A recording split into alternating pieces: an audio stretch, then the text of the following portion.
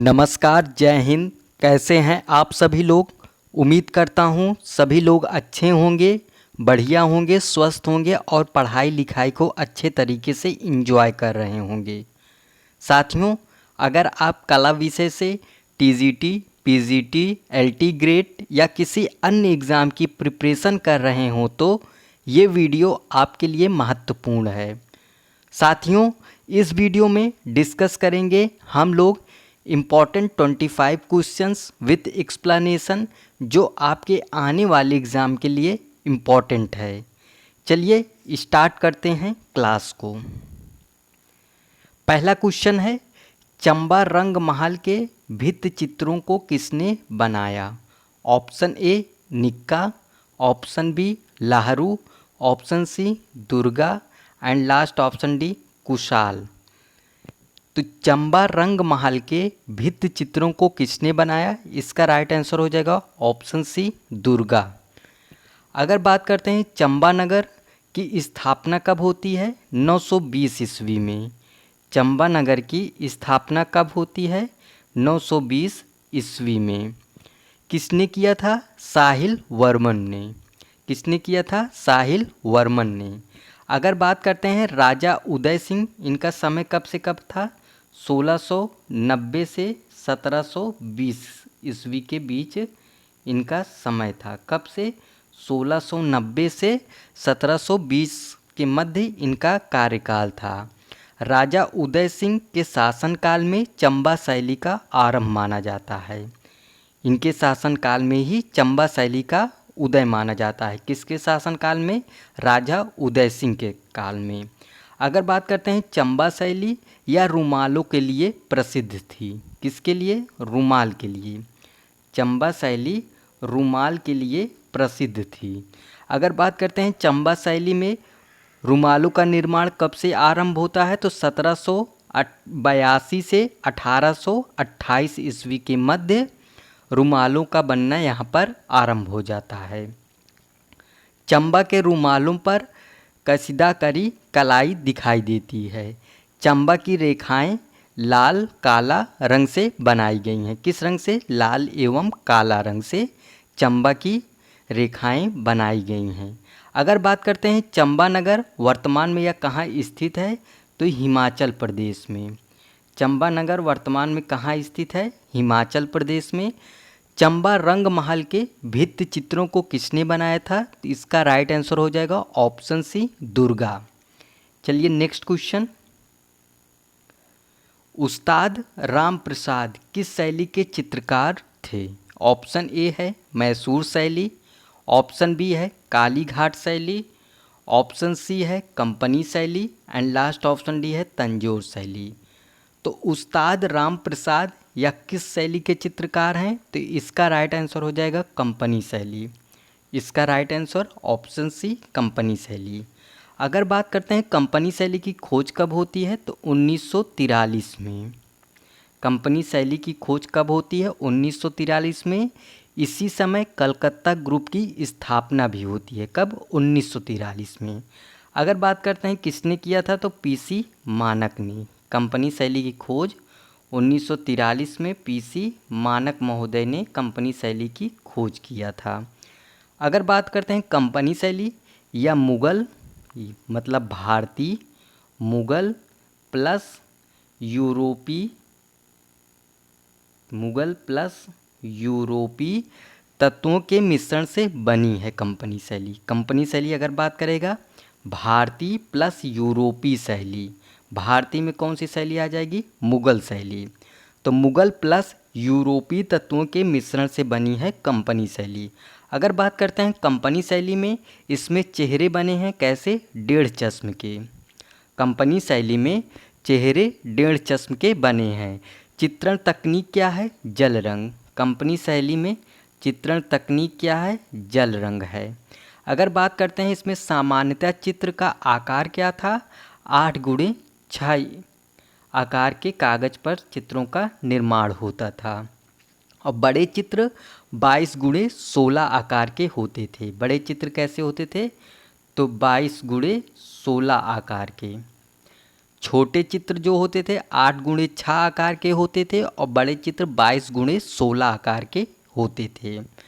तो उस्ताद राम प्रसाद किस शैली के चित्रकार थे? तो यह कंपनी शैली के चित्रकार थे।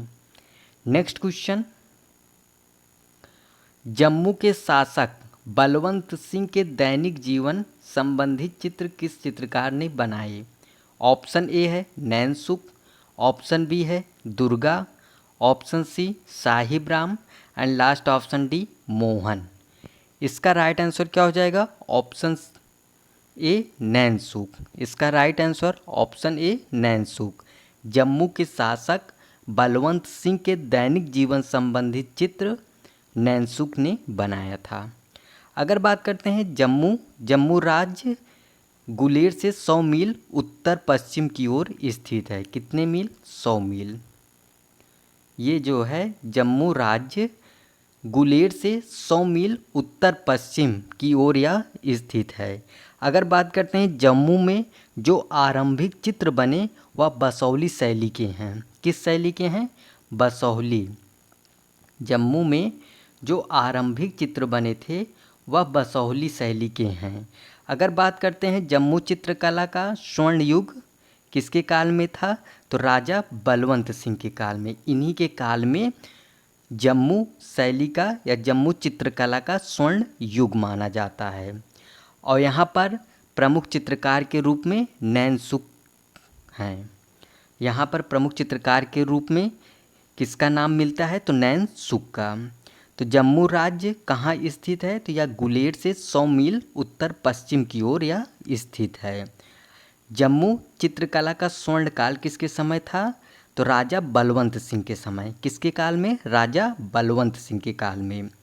जम्मू के जो आरंभिक चित्र मिलते हैं वह किस शैली पे निर्भर होते हैं या किस शैली के हैं? तो वह बसौली शैली के हैं। किस शैली के? बसौली शैली के। ये इम्पॉर्टेंट है। और जम्मू के प्रमुख चित्रकार कौन हैं? तो नैनसुख हैं। तो इसका राइट आंसर क्या हो जाएगा? Option A Nainsukh. Next question, अधिकांश प्रागैतिहासिक चित्रों के रंग क्या हैं? ऑप्शन ए पीला रंग, ऑप्शन बी गेरुआ रंग, ऑप्शन सी हरा रंग एंड लास्ट ऑप्शन डी काला रंग।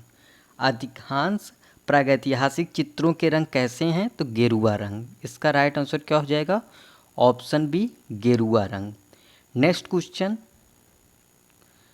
प्रथम ऑस्कर पुरस्कार से सम्मानित भारतीय हैं। प्रथम ऑस्कर पुरस्कार से सम्मानित भारतीय हैं। ऑप्शन ए है भानु अथैया, ऑप्शन बी है किरण देसाई, ऑप्शन सी है Salman Rushdie and last option D है आमिर खान। तो इसका राइट आंसर क्या हो जाएगा? Option A Bhanu Athaiya. इसका right answer option A. Next question, पैक ग्रुप की स्थापना कहाँ हुई? Option A New Delhi, option B Mumbai, option C Kolkata and last option D Madras. इसका राइट आंसर क्या हो जाएगा? Option B Mumbai. अगर बात करते हैं पैक ग्रुप के बारे में, इसी को बोला जाता है progressive artist group. Pack group को प्रोग्रेसिव आर्टिस्ट ग्रुप के नाम से जाना जाता है। इसकी स्थापना कब होती है? 1947 में। पैक ग्रुप या प्रोग्रेसिव आर्टिस्ट ग्रुप की स्थापना कब होती है? 1947 में। कहाँ होती है? तो मुंबई में। कहाँ होती है? मुंबई में। मुंबई में इसकी स्थापना होती है 1947 में। अगर बात करते हैं इसके संस्थापक कौन थे? तो यफियन सूजा, फ्रांसिस न्यूटन सूजा इसके संस्थापक के रूप में जाने जाते हैं। अगर बात करते हैं एफएन सूजा के बारे में, तो इन्होंने ही पैक ग्रुप का घोषणा पत्र तैयार किया था। किसने? सूजा ने। और पैक ग्रुप के सचिव के रूप में ये जाने जाते हैं। एफएन सूजा ये पैक ग्रुप के संस्थापक हैं। साथ ही एफएन सूजा ये जो है घोषणा पत्र तैयार किए थे। किस ग्रुप का? पैक ग्रुप का। पैक ग्रुप के सचिव के रूप में सूजा जाने जाते हैं। 3 रिलेटेड फैक्ट है सूजा से। आगे बात करते हैं पैक ग्रुप कला प्रदर्शनी कहाँ आयोजित हुई थी? तो यह 7 जुलाई कब हुई थी? 7 जुलाई 1949 में। कब होती है? 7 जुलाई 1949 में बॉम्बे आर्ट सोसाइटी के सैलून में यह प्रदर्शनी आयोजित होती है। कहाँ पर? 7 जुलाई 1949 में बॉम्बे आर्ट सोसाइटी के सैलून में यह प्रदर्शनी आयोजित होती है। इसका उद्घाटन कौन करता है? तो मुल्कराज आनंद ने। इस प्रदर्शनी का उद्घाटन कौन करता है? तो मुल्कराज आनंद ने। अगर बात करते हैं, इसमें 6 सदस्य कलाकार इम्पोर्टेंट है, जो सूजा हैं, आरा हैं, रजा हैं, हुसैन हैं, बाकरे हैं और लास्ट गाडे हैं। कौन कौन है? सूजा, आरा, रजा, हुसैन, गाडे और बाकरे। तो पैक ग्रुप की स्थापना कहाँ होती है? मुंबई में 1947 में। नेक्स्ट क्वेश्चन, विंची के मोनालिसा के चित्र में किस पद्धति का उत्कृष्ट प्रयोग है? ऑप्शन ए जल रंग पद्धति, ऑप्शन बी तैल रंग पद्धति, ऑप्शन सी टेम्परा पद्धति एंड लास्ट ऑप्शन डी संयोजन पद्धति। इसका राइट आंसर क्या हो जाएगा? ऑप्शन बी तैल रंग पद्धति। इसका राइट आंसर ऑप्शन बी तैल रंग पद्धति। नेक्स्ट क्वेश्चन, रेम्ब्रा की कृति रात के प्रहरी का आकार क्या है? Option A 12x13 feet, option B 14x12 feet, option C 15x16 feet and last option D 16x13 feet. इसका राइट आंसर क्या हो जाएगा? Option B 14x12 feet. अगर बात करते हैं रेम्ब्रा की कृति रात के प्रहरी, इसी का नाम क्या था? The night watch.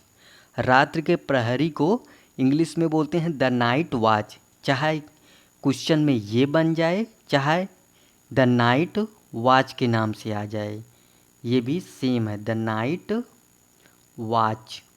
ये भी मेंशन हो सकता है एग्ज़ाम में, चाहे ये देकर पूछे चाहे ये देकर पूछे। ये किसकी कृति है? रेम्ब्रा की है। कितनी फीट है? 14x12 फीट है। दोनों आपको पता होना चाहिए। नेक्स्ट क्वेश्चन, मध्य प्रदेश में स्थित बाघ गुफाओं का नामकरण किस पर आधारित है? ऑप्शन ए मध्य प्रदेश में रहने वाले बाघ, ऑप्शन बी बाघ नदी, ऑप्शन सी बाघोरा नदी नाला एंड लास्ट ऑप्शन डी बाघ धर्म जैसा क्षेत्रीय वातावरण। इसका राइट आंसर क्या हो जाएगा? ऑप्शन बी बाघ नदी। अब थोड़ा इम्पॉर्टेंट समझते हैं जो आपके एग्ज़ाम के लिए क्वेश्चन बन सकता है बाघ गुफा से। पहली चीज़ इम्पॉर्टेंट है कि बाघ गुफा कहाँ स्थित है? तो यह स्थित है मध्य प्रदेश में। बाघ गुफा कहाँ स्थित है? मध्य प्रदेश में। मध्य प्रदेश के एक ज़िला है धार, इस ज़िले में यह स्थित है। तो यह मध्य प्रदेश के धार ज़िले में स्थित है। अगर बात करते हैं किस पर्वत श्रृंखला पर है, तो विंध्य पर्वत में यह स्थित है। किस नदी पर स्थित है? बाघ या इस बाघनी नदी के तट पर यह स्थित है। बाघ या बाघनी नदी के तट पर यह स्थित है। अगर बात करते हैं बाघ या बाघनी या किसकी सहायक नदी है, तो यह नर्मदा की सहायक नदी है। बाघ या बाघनी ये नर्मदा नदी की सहायक नदी है। अब नेक्स्ट पॉइंट इम्पॉर्टेंट है कि बाघ की खोज कब हुई थी? तो बाघ की खोज 1818 में हुई थी। 1819 में अजंता की खोज होती है। 1818 में बाघ गुफा की खोज होती है। किसने किया था? डेंजर फील्ड महोदय ने। बाघ गुफा की खोज 1818 में डेंजर फील्ड महोदय ने खोजा था इसे। अब नेक्स्ट पॉइंट एग्ज़ाम की दृष्टिकोण से ये इम्पॉर्टेंट है कि इसका समय काल क्या था। तो 4वीं से 5वीं शती काल में इस गुफा का निर्माण हुआ है। इसका समय 4वीं से 5वीं शती। अगर बात करते हैं किसके काल में? गुप्त काल में। कुछ विद्वान के अनुसार बाघ गुफाओं की अवधि सातवाहन राजवंश से है, लेकिन गुप्त काल भी इम्पॉर्टेंट है। इसका काल गुप्त काल है, लेकिन कुछ विद्वान के अनुसार बाघ गुफा की अवधि सातवाहन राजवंश से है। अगर बात करते हैं बाघ गुफा या पंच पांडव के नाम से जाना जाता है? किस नाम से? पंच पांडव के नाम से बाघ गुफा को जाना जाता है। इस गुफा पर अजंता शैली का प्रभाव था। बाघ गुफा पर किस शैली का प्रभाव था? अजंता का प्रभाव था बाघ गुफा पर। अगर बात करते हैं बाघ गुफा में कितनी गुफाएं प्राप्त हैं? 9 गुफाएं। बाघ गुफाएं में कितनी गुफा प्राप्त हैं? 9 गुफा। सभी गुफा कैसी हैं? विहार हैं। जो 9 गुफा प्राप्त हैं वो कैसी हैं? विहार हैं। तो ये कन्फर्म हो गया कि जब विहार गुफा है तो यह किस धर्म से संबंधित है? बौद्ध धर्म से। किस धर्म से संबंधित है? बौद्ध धर्म से संबंधित है। तो इतना इम्पॉर्टेंट है जो इजी क्वेश्चन बन जाते हैं बाघ गुफा से रिलेटेड। ये आपके लिए इम्पॉर्टेंट है। उम्मीद करता हूँ सारे लोग को ये सब समझ में आया होगा। चलिए नेक्स्ट क्वेश्चन की बात करते हैं। रंगों के वैज्ञानिक तथा दृष्टिगत मिश्रण से संबंधित कला सिद्धांत का नाम बताइए। ऑप्शन ए फाववाद, ऑप्शन बी बिंदुवाद, ऑप्शन सी घनवाद एंड लास्ट ऑप्शन डी प्रभाववाद। इसका राइट आंसर क्या हो जाएगा? ऑप्शन बी बिंदुवाद। इसका राइट आंसर ऑप्शन बी बिंदुवाद। नेक्स्ट क्वेश्चन, किस शैली में अंग्रेजी के सी अक्षर के आकार वाले अलंकरणों का प्रयोग हुआ है?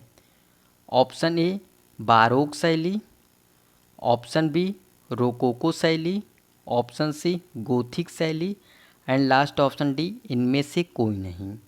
इसका राइट आंसर क्या हो जाएगा? ऑप्शन बी रोकोको शैली। इसका right answer option B rococo शैली। चलिए नेक्स्ट क्वेश्चन, किस कलाकार को फ्रेंच एकेडमी का प्रथम पुरस्कार प्राप्त हुआ था? इम्पॉर्टेंट क्वेश्चन है। किस कलाकार को फ्रेंच एकेडमी का प्रथम पुरस्कार प्राप्त हुआ था? ऑप्शन ए है बूसे, ऑप्शन बी है लेली, ऑप्शन सी है Greuze and last option D है मोने। इसका राइट आंसर क्या हो जाएगा? Option A Boucher. उम्मीद करता हूँ इन लोगों का नाम तो आप नहीं सुने होंगे। ऐसा लग रहा है कि इन लोगों का नाम तो आप नहीं सुने होंगे। अगर सुने होंगे तो आप कमेंट बॉक्स में बताइएगा कि मोने का छोड़कर इन तीनों में से किसका नाम आप सुने थे। तो इसका राइट आंसर क्या हो जाएगा? Option A Boucher. Next question, किस गुफा के चित्रों में प्रयुक्त रंग उसी क्षेत्र से प्राप्त रंगीन पत्थरों को पीसकर गोंद मिलाकर लगाया गया? ऑप्शन ए है एलोरा गुफा, ऑप्शन बी है अजंता गुफा, ऑप्शन सी है बाघ गुफा एंड लास्ट ऑप्शन डी है जोगी मारा गुफा। तो क्वेश्चन को समझिएगा, इम्पॉर्टेंट क्वेश्चन है। किस गुफा के चित्रों में प्रयुक्त रंग उसी क्षेत्र से प्राप्त रंगीन पत्थरों को पीसकर गोंद मिलाकर लगाया गया? इसका राइट आंसर क्या हो जाएगा? बाघ गुफा। ऑप्शन सी इसका सही हो जाएगा, बाघ गुफा। इसका एक्सप्लेनेशन पीछे किए हैं, एक बार ध्यान से समझ लीजिएगा। बाघ गुफा या मध्य प्रदेश के धार जिले में विंध्य पर्वत में स्थित है। किस नदी के तट पर स्थित है? बाघ या बाघनी नदी के तट पर यह बाघ गुफा स्थित है। बाघ या बाघनी नदी की बात करते हैं या नर्मदा की सहायक नदी है? किसकी सहायक नदी है? नर्मदा की। नेक्स्ट इम्पॉर्टेंट है कि बाघ गुफा की खोज कब होती है? तो इसकी खोज 1818 में डेंजर फील्ड महोदय के द्वारा बाघ गुफा खोजी जाती है। 1819 में अजंता गुफा की खोज होती है। बाघ गुफा की 1818 में खोज होती है। इसका समय 4वीं से 5वीं सदी के मध्य इसका समय था। अगर काल की बात करते हैं गुप्त काल में इसका समय माना जाता है। लेकिन कुछ विद्वान के अनुसार बाघ गुफाओं की अवधि सातवाहन राजवंश से है, कुछ विद्वान के अनुसार।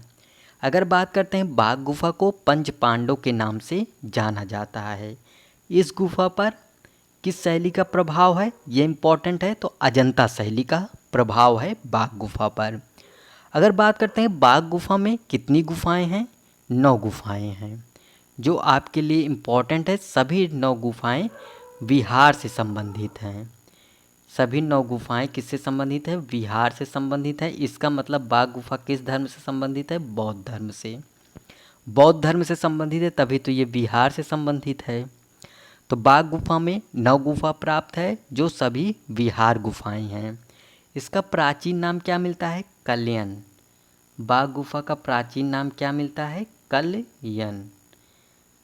तो उम्मीद करता हूँ ये सब फैक्ट आपको पता है, समझ में आ गया होगा। नहीं आया तो कमेंट करिएगा, फिर से समझाने की कोशिश करेंगे। चलिए नेक्स्ट क्वेश्चन।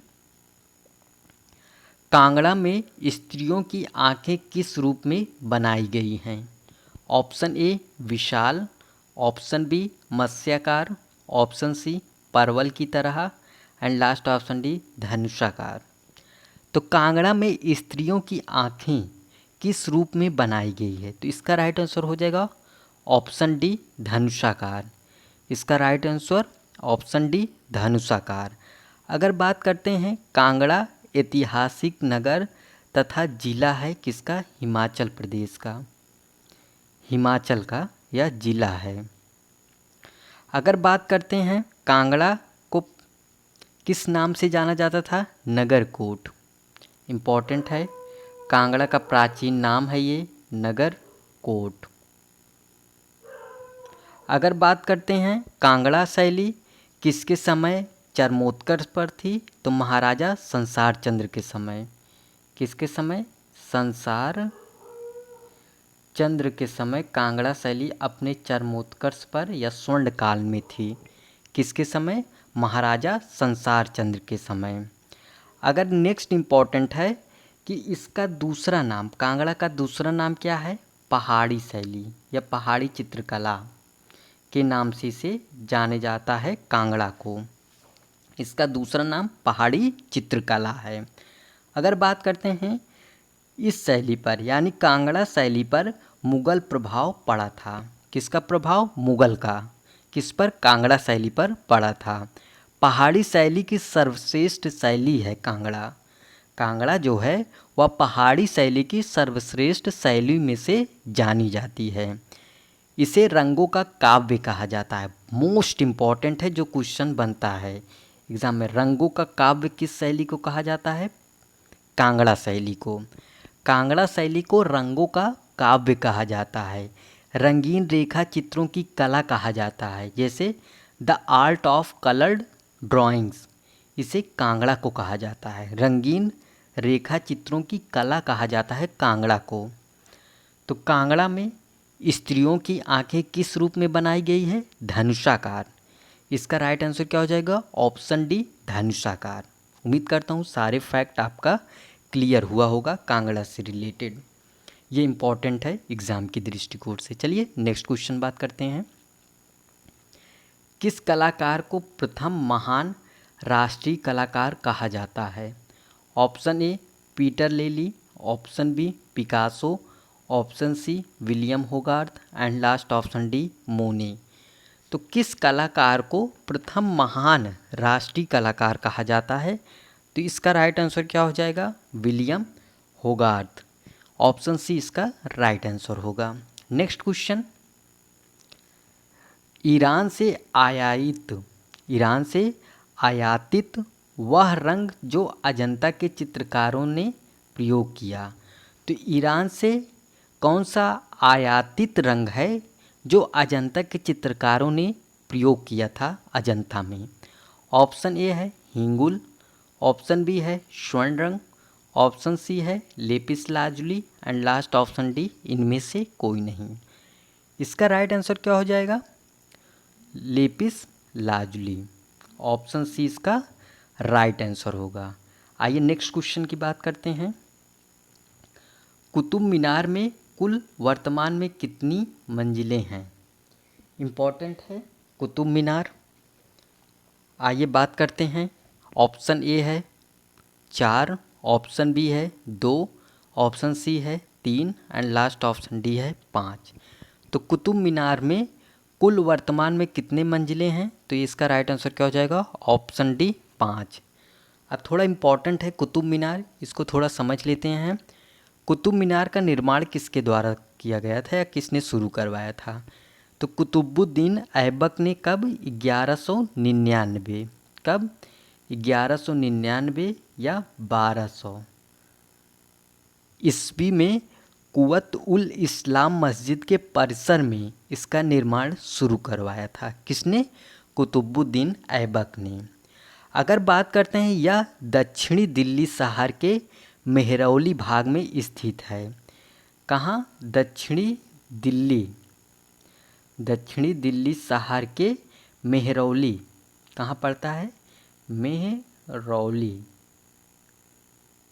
भाग में यह स्थित है। नेक्स्ट इम्पॉर्टेंट है, कुतुबुद्दीन ऐबक ने इसका आधार ही बनवाया था कि उसकी मृत्यु हो गई। कुतुबुद्दीन ऐबक ने इसका सिर्फ क्या बनवाया था? आधार कार्ड मत समझिएगा, हाँ आधार मतलब ढांचा। कुतुबुद्दीन ऐबक ने इसका आधार ही बनवाया था कि उसकी मृत्यु हो गई। तो इसको पूरा किसने करवाया था? क्वेश्चन बनता है। तो इसको पूरा इल्तुतमिश ने करवाया था, क्योंकि इसका आधार ही बनवाए थे कुतुबुद्दीन ऐबक ने, तो उनकी मृत्यु हो गई। तो आधार पर ही तो कोई छोड़ नहीं देगा, तो इसको पूरा कौन करवाया था? तो इल्तुतमिश ने। अगर बात करते हैं, इल्तुतमिश ने इसे कितने मंजिले तक बनवाया था? 4 मंजिला। इल्तुतमिश ने इसे 4 मंजिला बनवाया। लेकिन घटना तो यहाँ से घट जाती है कि फिरोज शाह तुगलक के समय बिजली गिर जाती है। किसके समय? फिरोज शाह तुगलक के समय बिजली गिर जाती है और चौथी मंजिल क्या होती है? टूट जाती है। बिजली गिरने से चौथी मंजिल टूट गई, उसके स्थान पर छोटा छोटा 2 मंजिल और टांग दिया गया, यानी 2 मंजिल और बना दिया गया। अर्थात फिर क्या हो गया? कुतुब मीनार 5 मंजिल का हो गया। 4 मंजिल तो बनवा दिए थे भाई साहब, लेकिन उसके बाद क्या हुआ कि बिजली गिर गई। फिरोज शाह तुगलक के समय कुतुब मीनार पर बिजली गिर गई, तो 1 मंजिल क्या हो गया? टूट गया। चौथी मंजिल टूट गया, तो उसके स्थान पर क्या किए? फिरोज शाह तुगलक मियाँ ने 2 मंजिल का निर्माण और कर दिए। तो 3 यहाँ से हो गया, 2 यहाँ से हो गया, तो 5 मंजिला हो गया कुतुब मीनार। अगर बात करते हैं नेक्स्ट इम्पॉर्टेंट इससे फैक्ट क्या है, सिकंदर लोदी के समय 5वां मंजिल क्या हो गया था? क्षतिग्रस्त हुआ था। इसका पुनर्निर्माण करवाया था। ये भी क्वेश्चन एग्जाम में बन जाता है कि किस शासक के समय 5वां मंजिल कुतुब मीनार का क्षतिग्रस्त हुआ था, जिसे पुनर्निर्माण करवाया गया। तो वह कौन थे? सिकंदर लोदी मियाँ। नेक्स्ट इम्पॉर्टेंट है कि इसका निर्माण कुतुबुद्दीन ऐबक ने किस लिए करवाया था? तो कुतुब मीनार का निर्माण कुतुबुद्दीन ऐबक ने सूफी संत कुतुबुद्दीन बख्तियार काफ़ी की याद में करवाया था। कुतुबुद्दीन बख्तियार काफ़ी के याद में, काफ़ी मत समझिएगा, काफ़ी के याद में करवाया था कुतुब मीनार का निर्माण। अब आइए क्या इम्पोर्टेंट फैक्ट बनेगा एग्ज़ाम से, उसको समझते हैं। अब यहाँ से इतना तो क्लियर हो गया हिस्ट्री पार्ट, लेकिन हमारे काम की बात क्या है? पहला चीज़ इम्पोर्टेंट बन सकता है, कुतुब मीनार किससे निर्मित है? तो यह लाल बलुआ पत्थर से। कुतुब मीनार लाल बलुआ पत्थर से यह निर्मित है। इसकी ऊंचाई की बात करेगा 72.5 मीटर। कुतुब मीनार की ऊंचाई 72.5 मीटर है। लेकिन मैं फिर से बता रहा हूँ कि ये नहीं पूछेगा ये 237.86 फीट में ज़्यादा पूछता है एग्ज़ाम में। दोनों पता रहना चाहिए।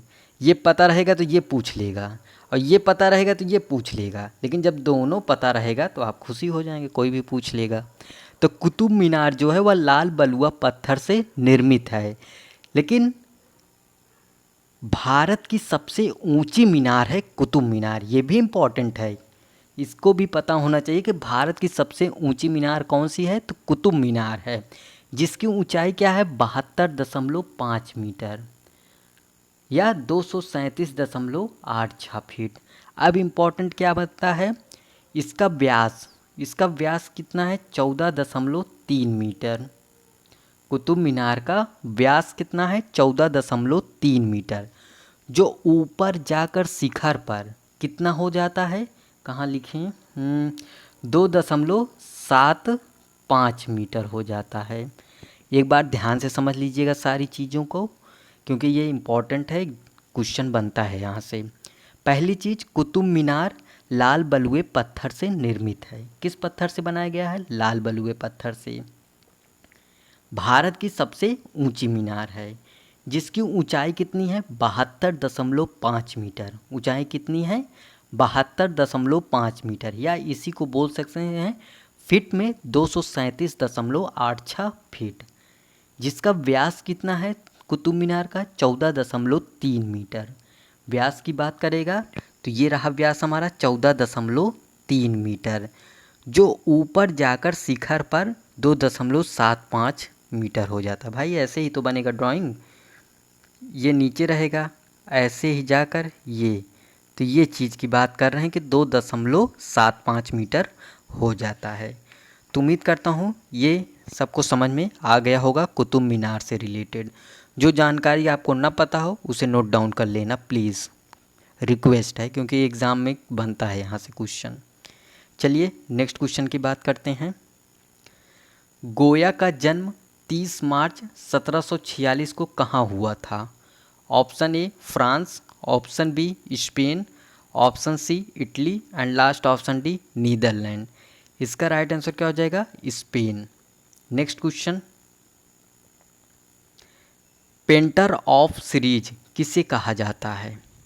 पेंटर ऑफ सीरीज किसे कहा जाता है? ऑप्शन ए मोने, ऑप्शन बी माने, ऑप्शन सी देगा एंड लास्ट ऑप्शन डी रोंदा। तो इसका राइट आंसर क्या हो जाएगा? मोने। पेंटर ऑफ सीरीज किसे कहा जाता है? मोने को। चलिए नेक्स्ट क्वेश्चन, आपातकाल की घोषणा चित्र किसका है? इम्पॉर्टेंट है। Option A Rabindranath Tagore, option B Satish Gujral, option C Vinod Behari Mukherjee and last option D Maqbool Fida Hussain. तो आपातकाल की घोषणा या चित्र किसका है? तो मकबूल फ़िदा हुसैन, जिन्हें हम एम.एफ. हुसैन के नाम से जानते हैं। आइए थोड़ा इनके बारे में भी पढ़ लिया जाए, क्योंकि इनसे भी इम्पोर्टेंट क्वेश्चन बनता है एग्ज़ाम में। पहली चीज़ तो इम्पॉर्टेंट यह है कि मकबूल फ़िदा हुसैन का जन्म कब होता है? तो इनका जन्म 17 सितंबर 1915 में होता है। कहाँ पर होता है? तो महाराष्ट्र के शोलापुर में। इनका जन्म 17 सितंबर 1915 में महाराष्ट्र के शोलापुर में इनका जन्म होता है। अगर बात करते हैं, इन्हें समकालीन कलाकार के रूप में जानते हैं या जाना जाता है। मकबूल फ़िदा हुसैन को समकालीन कलाकार के रूप में जाना जाता है। हुसैन की शिक्षा की बात करते हैं तो हुसैन ने देवला लीकर से इंदौर में पेंटिंग की शिक्षा ग्रहण की थी। कहाँ पर? इंदौर में। किससे? देवला लीकर से। तो इनके गुरु कौन हो जाते हैं? देवला लीकर। अगर बात करते हैं, ये भारत के एकमात्र कलाकार हैं जिनके चित्र पिकासो के साथ प्रदर्शित हुए थे। किसके साथ? पिकासो। इनके चित्र पिकासो के साथ प्रदर्शित हुए थे। ये भारत के एकमात्र ऐसे कलाकार हैं जिनके चित्र पिकासो के साथ प्रदर्शित हुए थे, इसलिए इन्हें भारत का पिकासो कहा जाता है। इसी कारण इन्हें मकबूल फ़िदा हुसैन को भारत का पिकासो कहा जाता है। अब आपके मन में एक क्वेश्चन और उठ रहा होगा कि सर, भारत का पिकासो तो यामिनी राय को भी कहा जाता है। लेकिन हाँ, सही है, यामिनी राय और मकबूल फ़िदा हुसैन दोनों लोग को भारत का पिकासो कहा जाता है। लेकिन अगर दोनों ऑप्शन में रहेंगे तो हम प्रियोरिटी सबसे पहले मकबूल फ़िदा हुसैन को देंगे, उसके बाद यामिनी राय को देंगे। अगर मकबूल फ़िदा हुसैन ऑप्शन में नहीं है तो हम यामिनी राय को टिक करेंगे। अगर यामिनी राय भी मकबूल फ़िदा हुसैन नहीं है तो हम नन ऑफ दीस पर टिक करेंगे। ठीक, तो इसलिए हम दोनों लोग को जानते हैं भारत का पिकासो दोनों लोग को कहा जाता है, लेकिन मेन इम्पॉर्टेंट मकबूल फ़िदा हुसैन है। अगर बात करते हैं मकबूल फ़िदा हुसैन के बारे में तो 1966 में इन्हें पद्मश्री से सम्मानित किया गया था और 1973 में इन्हें पद्म भूषण से सम्मानित किया गया था और 1951 पद्म विभूषण से सम्मानित किया गया था। इम्पॉर्टेंट है, 1966 में इन्हें पद्मश्री मिला था, 1973 में इन्हें पद्म भूषण मिला था, 1991 में इन्हें पद्म विभूषण से सम्मानित किया गया था। हुसैन की सबसे विवादित कृति है, जो एग्ज़ाम के लिए मोस्ट इम्पॉर्टेंट है। हुसैन की सबसे विवादित कृति है भारत माता। हुसैन को मनमौजी कलाकार के रूप में भी जाना जाता है। हुसैन को मनमौजी कलाकार के रूप में जाना जाता है। इनके चित्रों पर घनवाद का प्रभाव दिखाई देता है। किस वाद का? घनवाद का।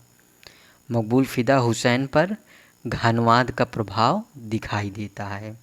तो आपातकाल की घोषणा चित्र किसका है? मकबूल फ़िदा हुसैन का। आइए नेक्स्ट क्वेश्चन। रस के मूल आधार हैं। ऑप्शन ए स्थायी भाव, ऑप्शन बी सात्विक भाव, ऑप्शन सी व्यभिचारी भाव एंड लास्ट ऑप्शन डी निष्क्रिय भाव। इसका राइट आंसर क्या हो जाएगा? ऑप्शन ए स्थायी भाव। Next question. राजा रवि वर्मा ने अपना लिथोप्रेस किसकी मदद से स्थापित किया? Option A Dutch, option B German, option C British and last option D French. इसका राइट आंसर क्या हो जाएगा? जर्मन। अगर बात करते हैं राजा रवि वर्मा के बारे में, तो इनका जन्म कब होता है? 29 अप्रैल 1848 में राजा रवि वर्मा का जन्म होता है। कहाँ पर होता है? तो केरल के किलीमन्नूर नामक स्थान पे 29 अप्रैल 1848 में इनका जन्म होता है। इन्होंने अपना कार्य किस माध्यम से किया था? तैल। अगर बात करते हैं तैल विधा में कार्य करने वाले प्रथम भारतीय चित्रकार हैं राजा रवि वर्मा। किस माध्यम में? तैल विधा में। तैल विधा में प्रथम भारतीय चित्रकार हैं राजा रवि वर्मा। अगर बात करते हैं रवि वर्मा यूरोपीय शैली में भारतीय विषयों पर चित्रण किया था। इनकी शैली कैसी थी? यूरोपीय, लेकिन इनका विषय कैसा था? भारतीय। इम्पॉर्टेंट है कि रवि वर्मा की शैली कैसी थी? यूरोपीय थी, लेकिन इनका विषय कैसा था? भारतीय था। इन्होंने भारतीय विषयों पर चित्रण किया था। इन्होंने थियोडोर जेन्सन से तैल विधि की शिक्षा प्राप्त की थी। इनके चित्रों का विषय कैसा था? पौराणिक। राजा रवि वर्मा के चित्रों का विषय कैसा था? पौराणिक। इनका चित्रों का विषय पौराणिक था। रवि वर्मा के आरंभिक गुरु कौन थे? तो मदुरई के चित्रकार अलाग्री नायडू। अलाग्री नायडू इनके प्रथम गुरु के रूप में जाने जाते हैं, जो मदुरई के चित्रकार हैं। पारसी नाटक मंडली से रवि वर्मा ने प्रेरणा ग्रहण की थी। किससे? पारसी नाटक मंडली से। तो राजा रवि वर्मा ने अपना लिथोप्रेस किसकी मदद से स्थापित किया था? जर्मन। Next question. सह-अस्तित्व किसका चित्र है? Option A Nandalal Basu, option B Asit Kumar Haldar, option C Rabindranath Tagore and last option D Pradosh Das Gupta. तो सह-अस्तित्व किसका चित्र है? इसका राइट आंसर क्या हो जाएगा? Option B Asit Kumar Haldar. अगर बात करते हैं असित कुमार के बारे में, तो इनका जन्म कब होता है? 10 सितंबर 1890 में। 10 सितंबर 1890 में इनका जन्म होता है। कहाँ होता है? तो कोलकाता में। कोलकाता में 10 सितंबर 1890 में इनका जन्म होता है। अगर बात करते हैं हलदर के बारे में, तो आधुनिक कलाकार के रूप में ये जाने जाते हैं। किस कलाकार के रूप में? आधुनिक कलाकार के रूप में हलदर महोदय जाने जाते हैं।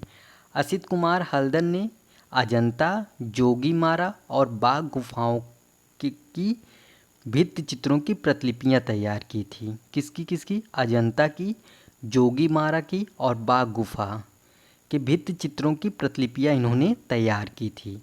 इनका प्रसिद्ध चित्र जैसे अकबर इलाहाबाद किले का निर्माण देखते हुए, इनका एक प्रसिद्ध चित्र है अकबर इलाहाबाद किले का निर्माण देखते हुए, उमर खयाम हो गया, चंद्रमा और कमल, अल्हड़ यौवन, कच देवयानी, ऋतु संहार, ये सब क्या है? इनका प्रसिद्ध चित्र है? असित कुमार हलदर का। उसी में से एक इम्पॉर्टेंट है सह अस्तित्व। सह अस्तित्व किसका चित्र है? तो असित कुमार हलदर का। इसका right answer option B. Next question, फूलों को कागज पर रगड़कर आकृति रचना करने वाले कलाकार हैं? Option A Gopal Ghosh, option B Ram Kumar, option C Vikas Bhattacharya and last option D Rabindranath Tagore. इसका right answer option D Rabindranath Tagore. फूलों को कागज पर रगड़कर आकृति रचना करने वाले कलाकार माने जाते हैं रविंद्रनाथ टैगोर। आइए नेक्स्ट क्वेश्चन, और आज का अंतिम क्वेश्चन है, चित्रसूत्र किसकी रचना है? ऑप्शन ए भरत मुनि, option B Narayan Muni, option C Yashodhar Pandit and last option D Kalidas. इसका right answer option B Narayan Muni. Chitrasutra किसकी रचना है? नारायण मुनि की। तो ये था हमारा 25 इम्पॉर्टेंट क्वेश्चंस। उम्मीद करता हूँ सारे क्वेश्चंस आपका क्लियर हुआ होगा। जिस क्वेश्चन में आपका डाउट हो, कोई क्वेरी वगैरह हो, आप कमेंट करिएगा, उसका हम रिप्लाई करेंगे। और वीडियो अच्छी लगी तो लाइक करना, शेयर करना। अगर चैनल पर पहली बार आए हैं तो प्लीज़ चैनल को सब्सक्राइब कर लीजिएगा।